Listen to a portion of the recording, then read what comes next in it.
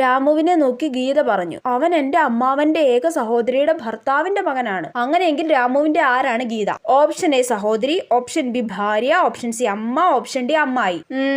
രാമുവിനെ നോക്കി ഗീത പറഞ്ഞു. അവൻ എന്റെ അമ്മാവന്റെ, അതായത് ഗീതയുടെ അമ്മാവന്റെ ഏക സഹോദരിയുടെ, അതായത് ഗീതയുടെ അമ്മാവന് ഏക സഹോദരിയാ ഉള്ളത്. അപ്പൊ അമ്മാവന്റെ സഹോദരി എന്ന് പറയുമ്പോ ഗീതയുടെ അമ്മ. യെസ്. എന്നിട്ട് ഏക സഹോദരിയുടെ ഭർത്താവ്, അപ്പൊ അത് ഗീതയുടെ അച്ഛൻ. അപ്പൊ ഏക സഹോദരിയുടെ ഭർത്താവിന്റെ മകൻ എന്ന് പറയുമ്പോ അമ്മായി, രാമുവിന്റെ അമ്മായിയാ ഗീത. ഇതൊക്കെ എത്ര സിമ്പിളാ. എന്റെ ഒരു ബുദ്ധിയെ പെട്ടെന്ന് തന്നെ കറപ്പിച്ചേക്കാം.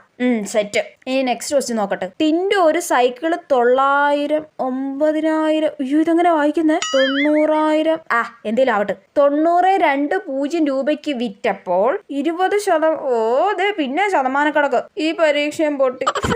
എന്തായാലും രാമുവിന്റെ അമ്മായി ഗീതയെ കണ്ടുപിടിച്ചതിന് 1 മാർക്ക് കിട്ടുമല്ലോ. ടിങ്ക ടിങ്ക.